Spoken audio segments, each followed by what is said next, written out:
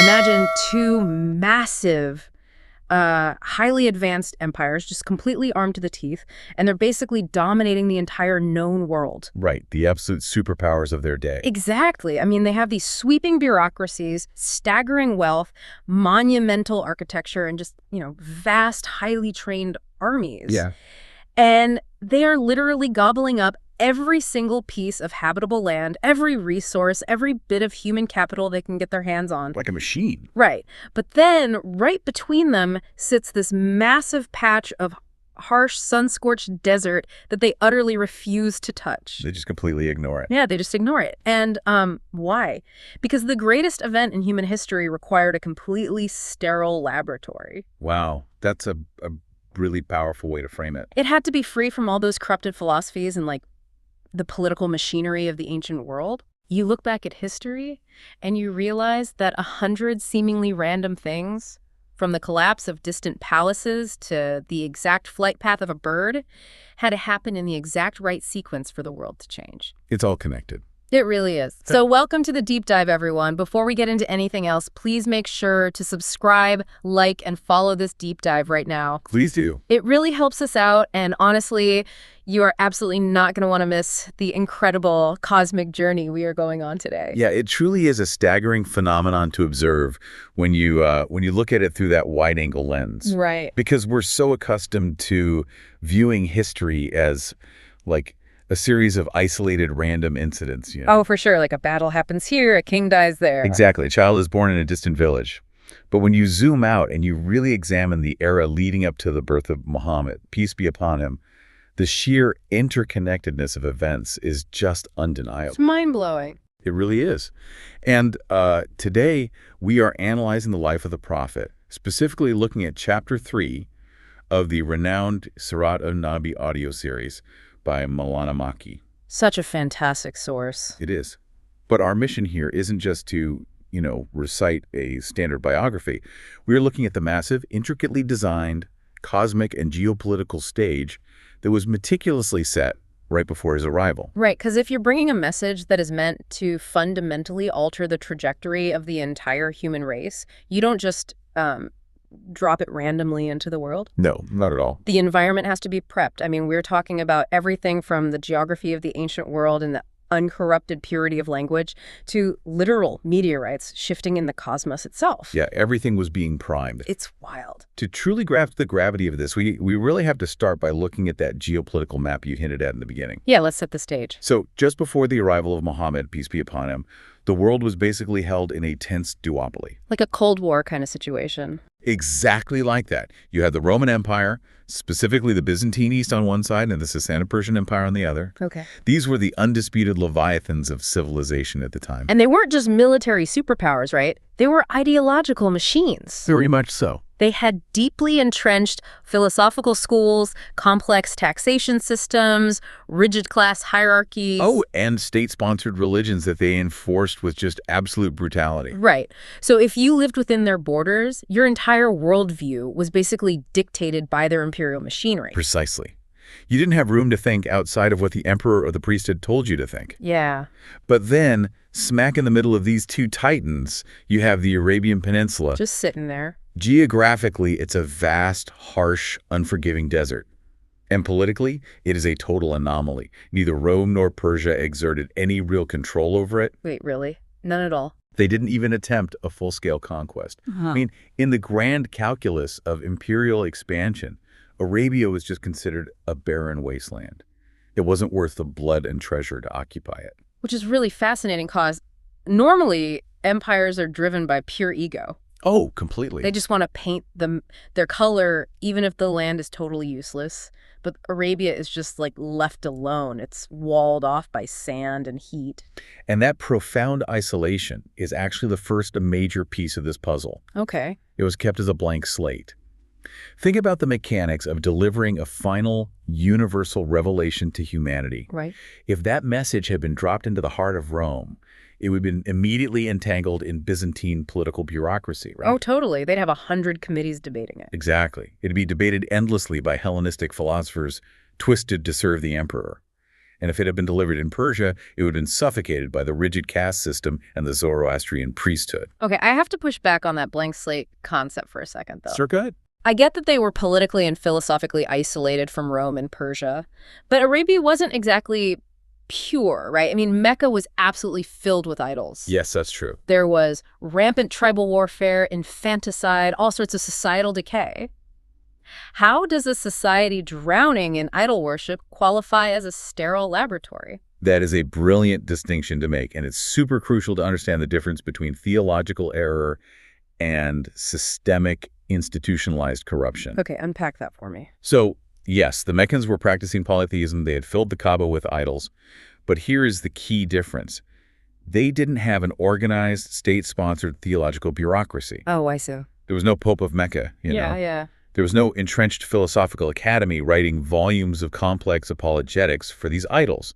Their idol worship was largely habitual. It was cultural and tribal. Just what they were used to doing. Exactly. It was a surface-level corruption, not a deeply institutionalized intellectual labyrinth. Ah, okay. So it's like the difference between a plot of land that just has some overgrown weeds on it versus a plot of land where someone has poured millions of tons of concrete and built a massive labyrinthine fortress. That is a perfect analogy. You can clear the weeds relatively quickly, but tearing down a 1,000-year-old intellectual and bureaucratic fortress, that's entirely different. Exactly. The minds of the Arabian nomads and the Meccan merchants, they weren't calcified by Hellenistic logic or Persian imperial dogma. They were still sharp. Very sharp, they were poetic, and fiercely independent. Sociologically and intellectually, they were the perfect, uncorrupted soil for a new seed.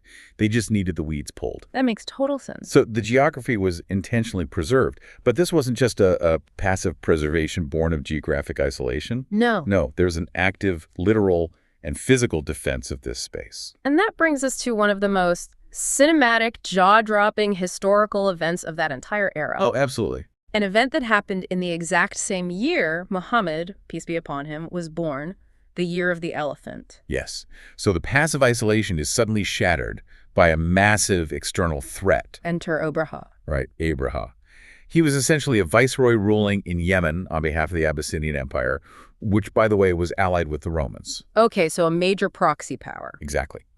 And he decides he wants to shift the economic and religious center of gravity away from Mecca and down to his own cathedral in Yemen. Right. And when the Arabs reject this, his response is just overwhelming military force. He marches on Mecca to utterly destroy the Kaaba, the sacred house originally built by Prophet Ibrahim. And he doesn't just bring soldiers. No. He brings an army equipped with massive war elephants. Yeah, it's terrifying. Now, put yourself in the shoes of a Meccan in the 6th century. You live in a desert valley. You ride camels and horses. You've probably never even seen an elephant in your entire life. Let alone an armored one. Right. An armored beast the size of a building, trained to trample human beings. I mean, it would be like looking over the horizon today and seeing an army of alien walking tanks marching toward your neighborhood. It was an apocalyptic sight. It completely broke the psychology of the Mecca defenders. I bet. They knew they had absolutely no military capacity to stand against an army of that magnitude. Yeah.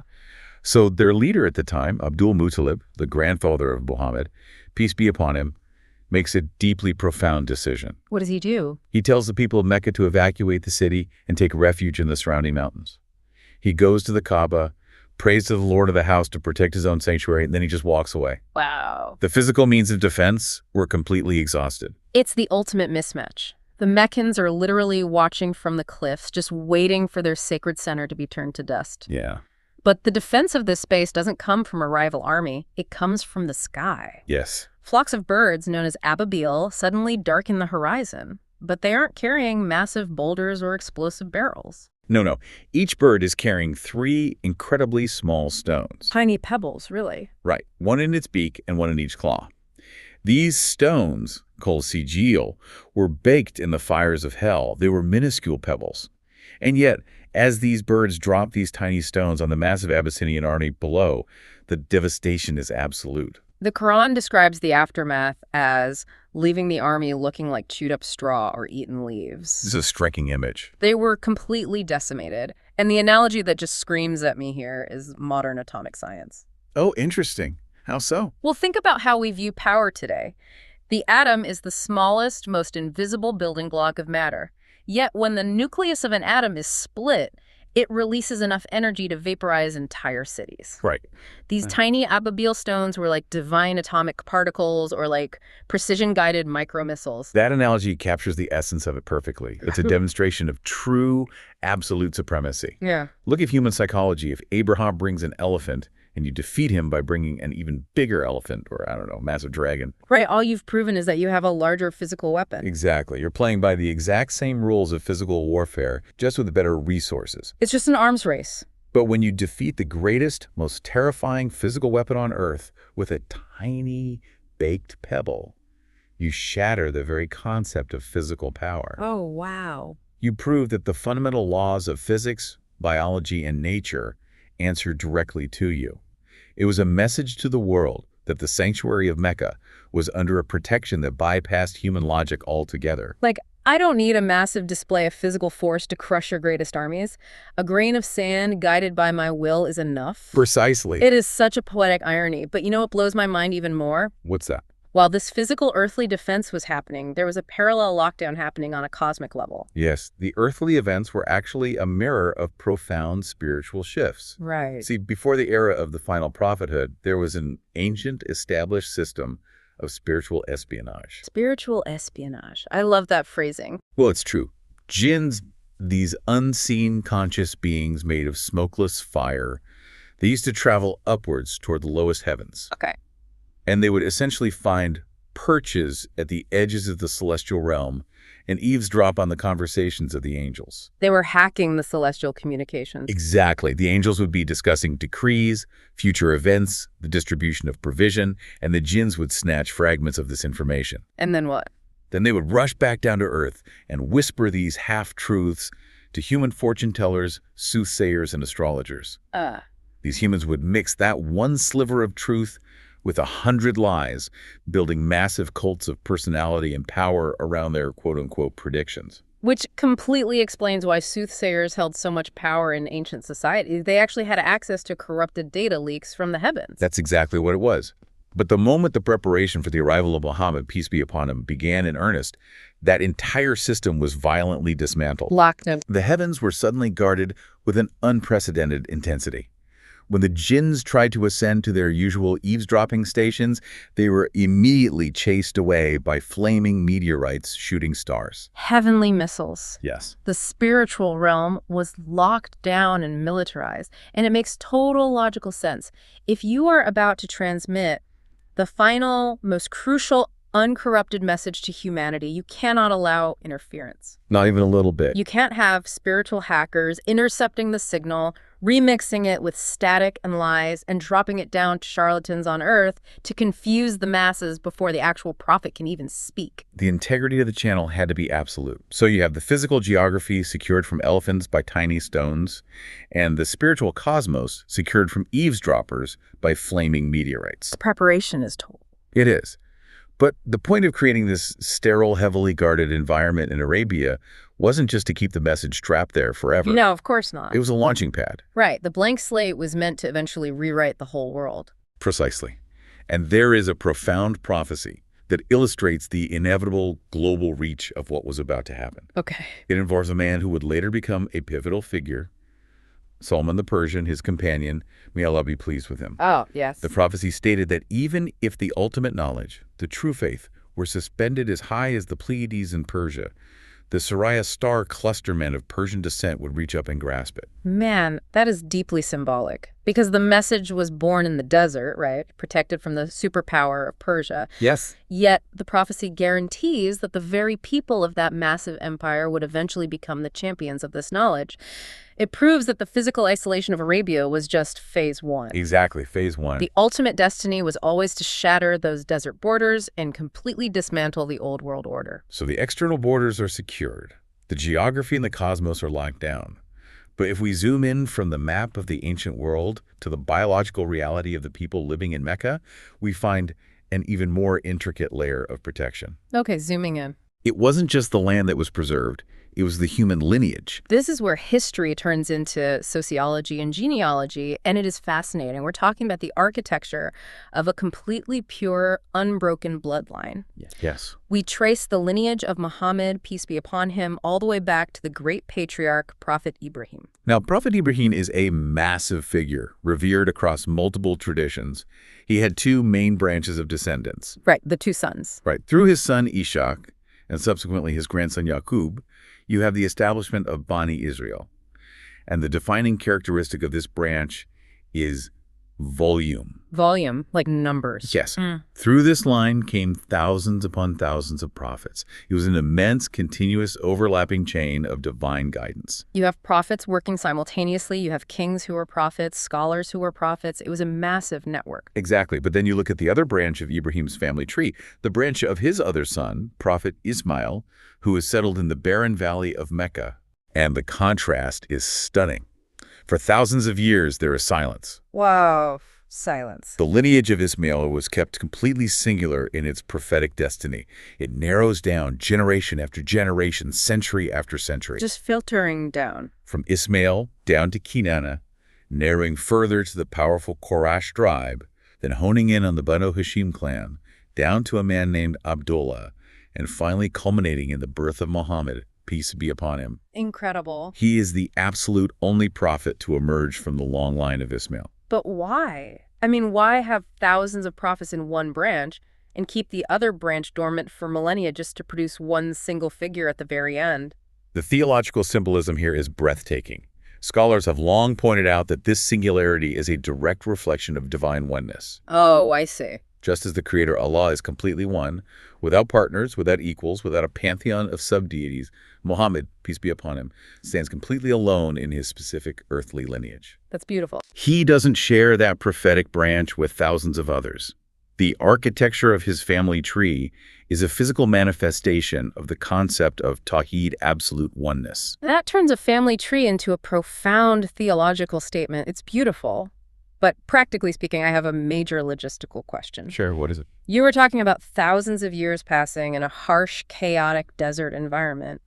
How do you keep a bloodline completely pure and meticulously documented for that long? It's a fair question. I mean, we live in the modern age, and most people can barely name their great-great-grandparents. How did they preserve this continuous pure line, what they called the aslab in Tahirat, the pure loins and pure wombs? They preserved it because the divine engaged in a masterful piece of sociological engineering. Sociological engineering. Yes, the environment chosen to protect this lineage wasn't a vault or a castle. It was the specific cultural psychology of a tribe. The Quraysh were afflicted, and I use that word intentionally, with an absolute all-consuming obsession with a concept called sharaf. Sharaf, honor, prestige. Exactly. But not honor in the way we use the word today, like getting a certificate or polite applause. Their entire societal hierarchy, their very right to exist and be respected, was built on sharaf. Let's compare this to our modern world, because the contrast is wild. Today, what do nations and powerful people fight, bleed, and die over? Oil fields. It's like monopolies. Right. Real estate, access to natural resources, financial markets. Our obsession is tangible wealth. Very tangible. But the Quraysh lived in a rocky valley with almost zero agricultural output. There were no rivers to fight over, no vast gold mines. So what became their currency? Lineage and the right to serve. The right to serve? They fought to the death over prestige. They would go to the brink of civil war over who had the historical right to place the black stone, the Harshi Aswad, into the wall of the Kaaba during a reconstruction. Over a stone. They would feud for generations over which family held the physical keys to the wooden doors of the Kaaba. And the most incredible one to me is the water. The Quraysh fought over the right to distribute Zamzam water to the pilgrims who visited Mecca. Yes. In almost any other society, handing out water to tired travelers is a basic act of charity. It's what you make the interns do. Right, it's a chore. But for the Quraysh, providing water was the ultimate badge of nobility. Tribes would form alliances, literally dipping their hands into bowls of blood, swearing solemn oaths to fight to the last man. just to retain the right to serve that water. It is a staggering level of pride. Yeah. But when you understand that, you suddenly understand why this specific tribe was chosen to be the custodians of the lineage of Muhammad, peace be upon him. I'm tracking now. A society that is willing to plunge into a bloody war over who hands out cups of water is a society that will guard its genealogy with ferocious, terrifying intensity. Right, because your claim to that water, your claim to those keys is entirely dependent on exactly who your great-grandfather was. Precisely. If you forget your lineage, you lose your honor, you lose your identity. In a society where your worth is dictated entirely by the historical honor of your ancestors, no one forgets a name. They memorized their lineages back dozens of generations. Wow. They scrutinized every single marriage proposal to ensure no lesser bloodline weakened their family's standing. This cultural obsession with Sharaf acted as an impenetrable, invisible fortress around the bloodline. It's like a genetic firewall. It guaranteed that the lineage remained flawlessly documented and protected from any moral or societal corruption. The culture of pride was the protective shell for the genetic purity. And there is an amazing historical footnote that perfectly illustrates just how deep this concept of honor ran. Oh, I know what you're thinking of. It's a story that takes place later, involving a man named Abu Sufyan, his companion. May Allah be pleased with him. Yes, the story of Abu Sufyan, his companion, may Allah be pleased with him, is the ultimate proof of how powerful this sociological conditioning was. So set this up for us. For many years, during the early days of the message, he was the primary antagonist. He was a wealthy, powerful leader of the Quraysh who led massive armies against the early Muslims. He harbored intense, bitter enmity toward Muhammad, peace be upon him. Right, they were mortal enemies on the battlefield. Yes. But then, human politics collides with divine planning. Abu Sufyan, his companion, may Allah be pleased with him, had a daughter named Habiba. Okay. And Habiba, his companion, may Allah be pleased with her, actually embraces Islam. She rejects the idols of her father, becomes a Muslim, and migrates across the Red Sea to Abyssinia to escape persecution. That's a huge rebellion against her father. It is. And while she's there, she eventually marries Muhammad, peace be upon him. Wow. So the daughter of his most powerful, vicious enemy becomes his wife. Now, analyze this from the perspective of ordinary human ego. If you are a powerful chieftain and your greatest political and military rival marries your daughter, your immediate reaction is going to be fury. Naturally. You would feel deeply humiliated, mocked, and insulted. You would view it as a political checkmate against your family. You disown her immediately. Exactly. You'd expect that. But because of this deeply ingrained, centuries-old obsession with Sharaf, his reaction was completely counterintuitive. Even as a bitter enemy, when Abu Sufyan, his companion, may Allah be pleased with him, heard about the marriage, his cultural programming overrode his political hatred. He had to concede the genealogical reality. Exactly. He publicly acknowledged that the lineage of Muhammad, peace be upon him, descending directly from the absolute peak of the Banu Hashim clan, the noblest of the noble, was so high, so pristine, that marrying into it could never ever be construed as a disgrace. That's insane. He famously stated that no one could lower the honor or push down the nose of a family that held such a prestigious alliance.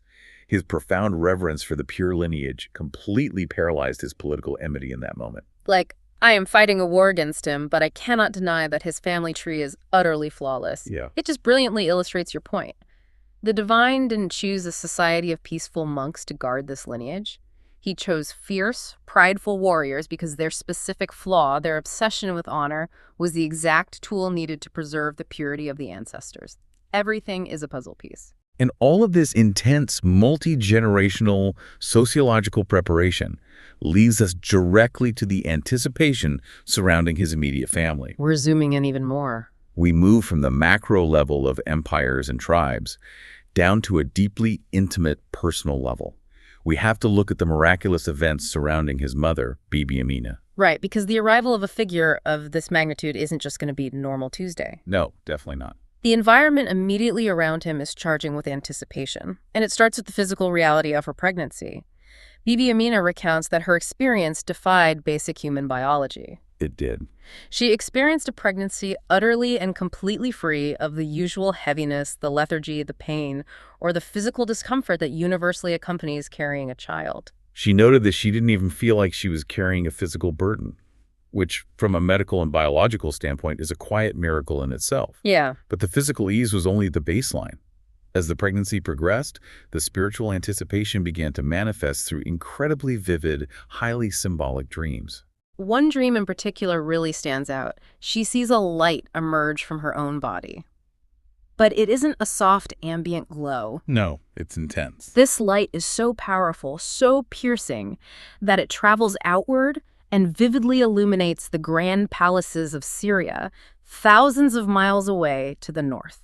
Now, recall the geopolitical context we established at the very beginning of this deep dive. Yeah. Syria, the Levant region known as Sham, was not just some random territory. It was the Roman Byzantine Empire. Exactly. It was Yep. a massive, critical stronghold of the Roman Byzantine Empire. Yeah. It was the seat of immense imperial and religious power.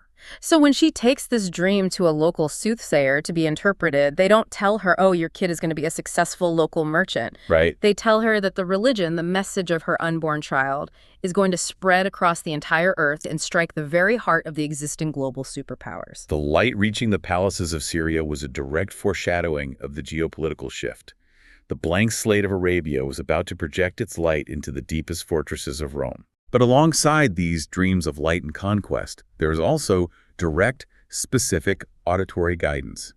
During her pregnancy, she hears a voice instructing her on what to name the child. The voice tells her to name him Ahmad. Meanwhile, there's another fascinating dynamic playing out with the grandfather, Abdul Muttalib. Mecca was a trade hub, so he frequently interacted with scholars and travelers from the north. Yes, particularly Jewish scholars. Right, who were deeply versed in their own ancient scriptures. And those scriptures contain detailed prophecies. These scholars knew that a final prophet was imminent. The signs were aligning. The clock was ticking. And crucially, they knew the specific earthly name associated with this prophecy, Muhammad. Abdul Muttalib learns of this incredibly auspicious name from them. And the resulting cultural reaction is almost comedic in its human desperation. Oh, it really is. The anticipation was so high, and the prestige of potentially being the father of the final prophet was so intoxicating that 4 different men in the broader region hastily named their newborn sons Muhammad. They were desperately trying to force the prophecy to fit their own families. It's exactly like people trying to buy a winning lottery ticket when they somehow know the numbers that are about to be drawn. Yes. They thought the name would create the destiny. But of course, the prophecy doesn't fall to a random merchant's son. It falls perfectly to the son of Abdullah. As he was meant to. But we have to dig deeply into these 2 names, Ahmad and Muhammad, because the linguistic and theological depth here is just staggering. You have Ahmad, the name given to the mother in a heavenly vision, and Muhammad, the earthly name that grandfather gives him and the world comes to know him by. The relationship between these 2 Arabic words is one of the most profound concepts we can explore today. Let's break it down. They share a root, but their implications are entirely different. Ahmad literally translates to the one who praises the most. Okay. It is an active internal state. It implies a being whose very existence is defined by expressing profound, unmatched gratitude, devotion, and glorification of the divine. Okay, so Ahmad is the one actively doing the praising. Yes. Muhammad, on the other hand, translates to the one who is praised the most by others. It is a passive state of receiving honor, respect, and reverence from humanity, from history, from the universe itself. So one is giving praise and the other is receiving praise. How do they connect in his life? The profound theological insight here is causality. You cannot become the most praised in the earth, Muhammad, until you are first the one who praises the divine the most in the heavens, Ahmad. Wow. The inner reality, the hidden spiritual core of his being is Ahmad. Complete, flawless devotion and submission to the Creator. The outer reality, the worldly manifestation of that devotion is Muhammad, peace be upon him. That is incredible. Because he submitted so perfectly as Ahmad, the divine elevated him to become Muhammad, receiving the ultimate respect from all of creation. You cannot become Muhammad until you are first Ahmad. That is heavy. And it is such a striking countercultural contrast to how modern society operates. How do you mean? Well, think about how we approach naming and identity today. Parents will stress for months over picking a name. We buy thick books of baby names, we hire consultants, we look up the meanings, desperately hoping that if we give our child a strong, powerful name, it will somehow magically shape their destiny and make them successful. We view the name as a tool to manufacture an identity. Exactly. But here, the identity, the destiny, the spiritual reality existed long before the world was even created. The names Ahmad and Hamed weren't chosen by a grandfather to create an identity. They were divinely revealed to describe a majestic reality that was already established. That's a very sharp, accurate observation. And the name was simply waiting for him to arrive. And you can see the profound reverence for his identity reflected in how the Creator himself communicates with him. If you read through the Quran, you will notice a beautiful, deeply intimate nuance. The divine never addresses him directly with a casual, Ya Muhammad, O Muhammad.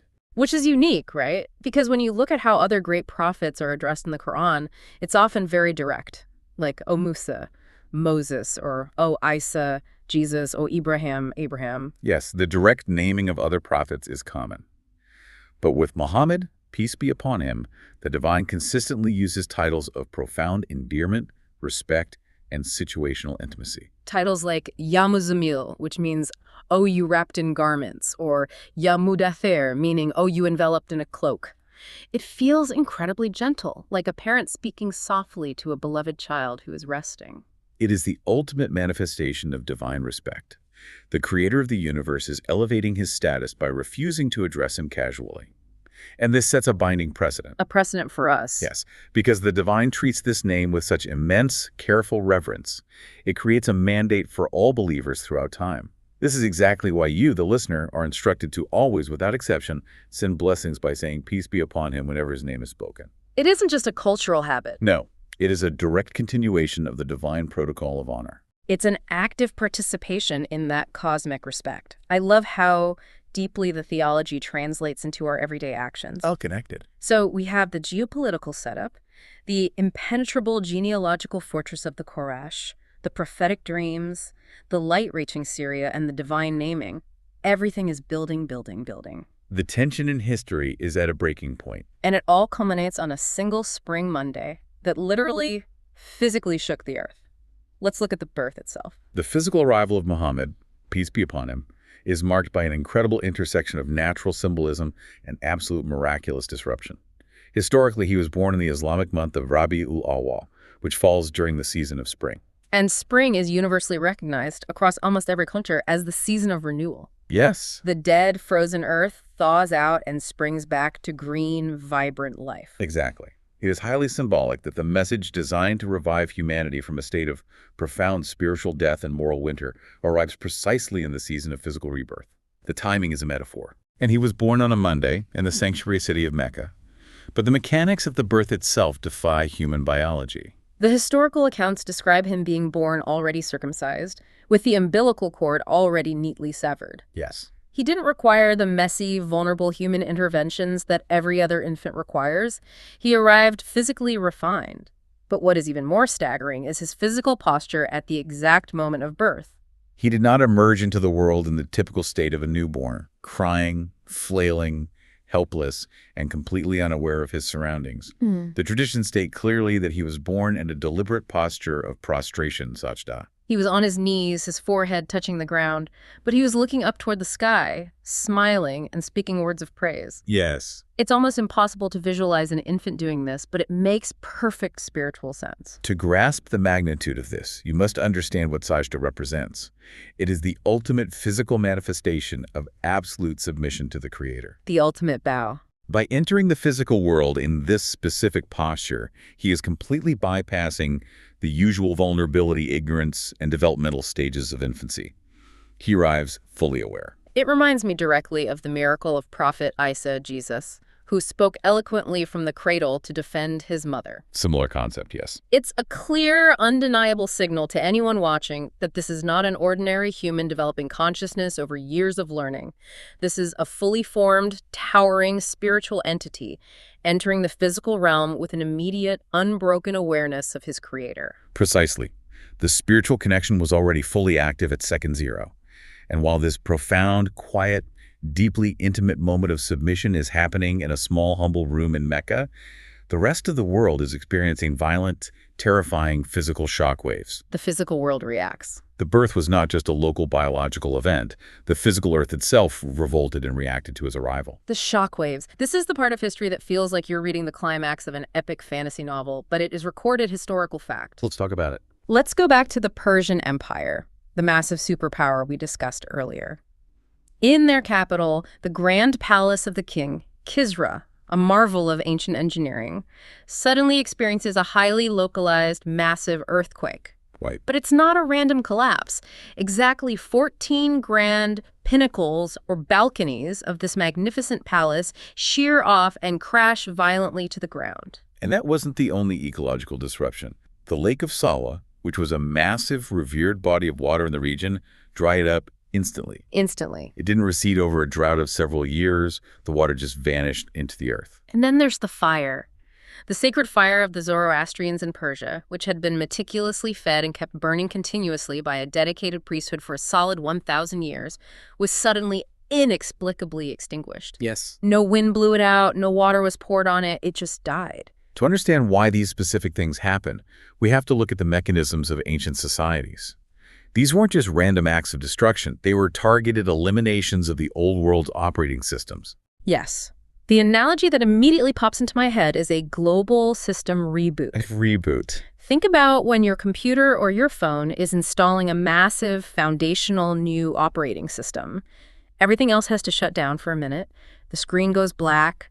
The old programs crash. That's a great way to put it. The earth, the ancient empires, the old elements of worship, water, fire, imperial architecture were physically crashing because a massive new paradigm was coming online. The old world was being forcibly unplugged. System reboot is incredibly apt. Let's unpack the mechanisms of those crashes.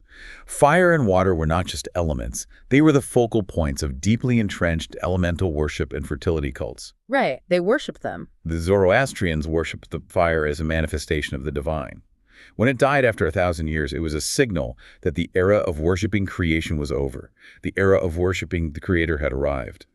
When the lake vanished, it collapsed the local economies and cults built around its waters. And what about the 14 pinnacles of the Persian palace? That seems so oddly specific. Why 14?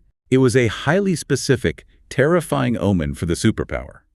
When the terrified Persian king summoned his top advisors and soothsayers to interpret the sudden collapse of these 14 grand balconies, the decoding of the symbolism was exceptionally grim. What did they say?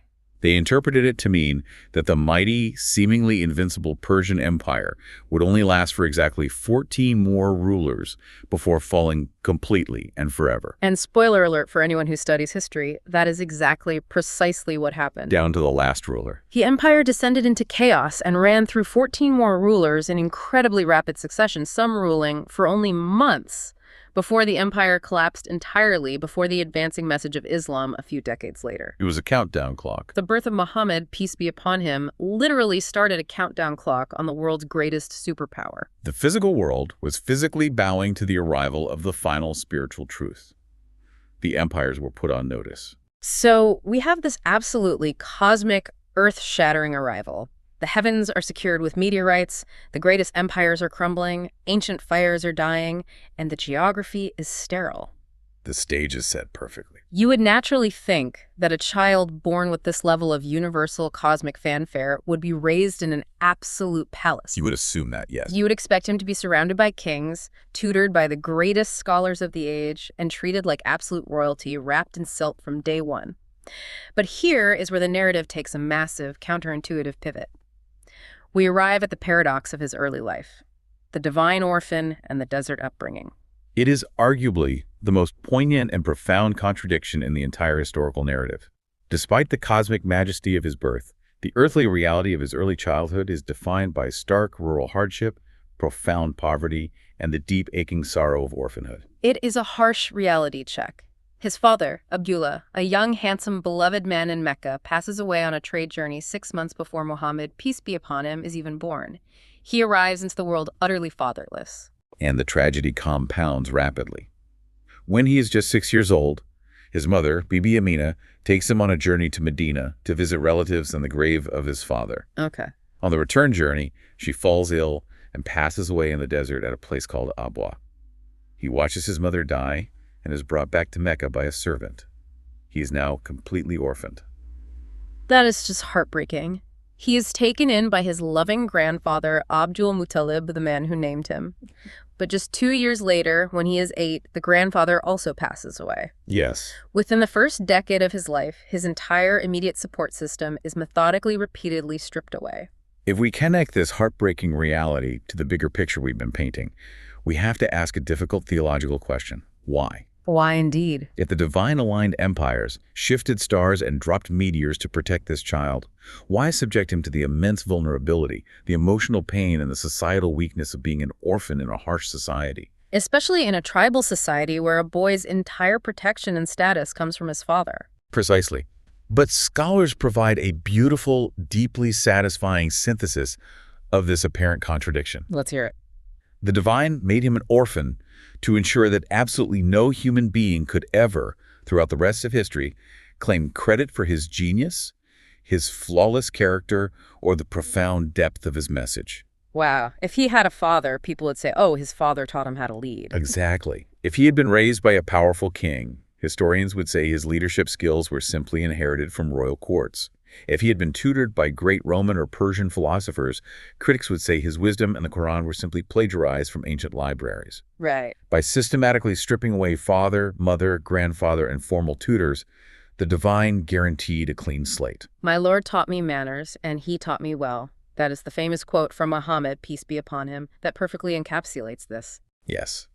When this unlettered orphan, who grew up herding sheep, eventually stood up and spoke words of such staggering linguistic beauty, scientific accuracy, and legal profundity that they shifted the course of human history, it was undeniable. Undeniable. No one could point to a human teacher. The source of his knowledge was exclusively, undeniably divine. It is the ultimate proof of authenticity. You literally cannot fake that kind of wisdom if you had absolutely no one around to teach you. But he wasn't just left alone to wander the streets of Mecca. The historical record goes into deep detail about a very specific cultural practice of the Meccan nobility at the time, sending their newborn babies out into the deep rural desert. This was a standard tradition for the elite families of Mecca. Shortly after birth, they would hand their precious infants over to Bedouin wet nurses, women from rural, nomadic desert tribes who would come into the city seeking to foster children for a fee. Okay. Muhammad, peace be upon him, was eventually taken by a woman named Halima Sa'diya from the Banu Sa'd tribe. Now, stop and think about this for a second. Why would wealthy, comfortable city dwellers take their fragile, precious newborns and send them away for years into a harsh, unforgiving, blistering hot desert? It sounds counterintuitive. It sounds like terrible parenting to a modern ear. But they had 3 very specific reasons, and they are fascinating. First, pure air. Second, pure food. And third, and most importantly, uncorrupted Arabic language. Let's analyze the environment of Mecca at that time. It was a bustling, chaotic metropolis of the ancient world. Because of the Kaaba, it was a massive hub for pilgrims. Right. Because of its location, it was a major transit point for traders and caravans from Syria, Yemen, Persia, and Africa. Where was ancient Times Square? Exactly. And while this brought immense wealth and cosmopolitan energy, it also brought pollution, physical pollution in terms of crowded, stifling city air and disease. Dietary pollution, as food was often imported, mixed, or less fresh than what you'd find in a pastoral setting. Okay, that makes sense. But the most critical pollution was cultural and linguistic. The language aspect is so incredibly relatable today. The scholars discussing this history actually use a really funny, perfect analogy. They talk about how modern languages get rapidly corrupted by foreign influence, globalization, and the internet. They use the word pizza. It's a great example. Right. You can go to a remote village in Pakistan or a town in rural Egypt, and people who only speak the local dialect will seamlessly use the Italian word pizza or English words like computer or okay. Their native language is being infiltrated and diluted by dominant global cultures. Well, the ancient Meccans had the exact same anxiety. They were fiercely proud of the poetry and power of the Arabic language. They knew that in the crowded markets of Mecca, their children would hear broken Arabic from a Roman trader, or a Yemeni dialect from a pilgrim, or new slang from a Persian merchant. Yeah, they didn't want their kids learning street Arabic. They wanted them speaking the pure, sharp, razor-edge, hyper-eloquent Arabic of the deep, isolated desert tribes. And by sending him specifically to the Banu Sa'd, a tribe widely renowned across Arabia for their unparalleled linguistic eloquence, the divine was ensuring that the physical and intellectual vessel for the Quran was forged perfectly. If that's right. The Quran is the absolute pinnacle of Arabic linguistic perfection. To receive it, the Prophet's own linguistic foundation had to be forged in an environment of absolute, uncorrupted purity. But the actual story of Halima Sa'diya taking him is a miracle in itself. Because she didn't just walk into Mecca with a golden chariot and pick the healthiest, richest kid. No, not at all. The historical accounts describe her arriving in Mecca in a state of utter, heartbreaking destitution. Tell us about that. Her entire tribe was experiencing a severe, devastating drought. They were starving. She arrived in Mecca riding a weak, emaciated white donkey that could barely stumble along the road. It had kept her at the very back of her caravan. Oh. Furthermore, she was severely malnourished. Her own breasts were completely dry. She couldn't even produce enough milk to feed her own crying infant, let alone take on another child. She is at rock bottom. Wow. And because Muhammad, peace be upon him, was an orphan, remember, his father Abdullah is dead, he had no wealthy patron to pay a handsome fee to a wet nurse. Right, the financial incentive wasn't there. The grandfather was respected, but the immediate financial incentive wasn't there. Well, So all the other healthy, robust Bedouin women passed him over. They went to the wealthy merchant houses looking for rich clients. Halima, being weak and late to the city, finds no other child available. She's faced with the prospect of returning to her starving camp empty-handed. She tells her husband she is going to take the orphan simply because she cannot bear the shame of being the only woman to return without a child. It wasn't about the money. She takes him not out of greed, but out of a sense of gentle, desperate resignation. And the exact millisecond she makes that choice, the script of her life flips entirely. The miracles are instantaneous and overwhelming. They really are. The historical accounts state that the moment she takes the orphan Muhammad, peace be upon him, into her arms and brings him to her chest, her milk flows abundantly. It flows with such volume that it completely satisfies Muhammad, peace be upon him, and then completely satisfies her own crying baby. For the first time in days, they both fall into a deep, peaceful sleep. But the physical transformation extends far beyond her own biology. It infects her environment. That weak, stumbling donkey she rode into town, the one that was lagging behind everyone. Yeah. When she mounts it to leave Mecca with the blessed child, the animal suddenly surges with incredible energy. It gallops ahead, easily outpacing all the other healthy animals in the caravan. Her fellow tribeswomen are baffled. They literally yell out to her, "Halima, slow down. Is that the same animal you rode in on?" I absolutely love her response to them. She yells back, "The animal is the same, but the rider has changed." It gives me chills every time I hear it. It's so profound. The baraka, the divine blessing, is literally radiating out of him and altering the physical world around him. And it doesn't stop when they get home. Not at all. They returned to the lands of the Banu Sa'd, which were barren, dusty, and drought-stricken. But suddenly, Halima's flock of sheep starts returning from the dusty pastures at the end of the day, with their udders absolutely bursting with milk, while the sheep of her neighbors are returning starving and dry. Wow. Her neighbors start telling their shepherds, "Go graze our sheep exactly where Halima's sheep are grazing." But it wasn't about the patch of grass. It was about the presence of the child in her tent. The presence of this orphan literally brings life to dead earth. Yeah. It's that spring metaphor from his birth in Rabi'ul Awwal, manifesting in real time in the middle of a desert drought. It is the tangible manifestation of Baraka. And alongside this ecological and economic revival for Halima's family, we see the miraculous physical and intellectual development of the child himself. The accounts note that his growth was entirely unprecedented. How fast? He developed physically in 1 month what an average child would develop in a year. By the time he was 4 months old, he was sitting up and speaking with perfect, eloquent clarity. It's just staggering. When I think about this entire setup, the isolation, the orphanhood, the desert, it makes me deeply reflect on how we approach life, and specifically modern parenting today. It's a huge contrast. Today, we do everything in our human power to insulate our children from hardship. We put them in climate-controlled bedrooms with HEPA filters. We buy them soft, padded toys. We drive them everywhere in air-conditioned SUVs. We try to keep them in the safest, most comfortable, most sterile city environments possible. We equate absolute physical comfort with optimal human development. That is the fundamental modern assumption, yes. We believe that removing friction creates greatness. But look at the divine plan. The creator of the universe takes the most valuable, the most important, the most cherished child in the history of existence, and he places him not in a soft, padded palace in Byzantine Syria, but in the harshest, hottest, most unforgiving desert environment on planet Earth. Why? To build resilience. To build absolute, unbreakable resilience, to forge a constitution of iron, to surround him with the massive, quiet expanse of the desert sky that forces deep, profound contemplation, far away from the shallow noise and distractions of the city. It completely shatters our modern understanding of what a privileged upbringing really looks like. That is a profound takeaway, and it perfectly encapsulates the entire theme of Chapter 3 of the Sirach. The divine prioritized absolute purity of lineage, purity of language, purity of environment, and purity of sustenance over the physical comfort, ease, or material wealth. Purity over comfort. Every single hardship he faced, from the tragic orphanhood to the blistering desert heat, was not a punishment. It was a chisel, carefully refining a masterpiece that would eventually shoulder the heaviest burden ever given to a human being. Okay, let's take a breath and unpack the immense ground we've covered today, because we've traveled from the edge of the cosmos to a dusty tent in the desert. It's been quite the journey. We started with the macro view, two massive global superpowers, Rome and Persia, leaving the Arabian Peninsula as an isolated, uncorrupted blank slate.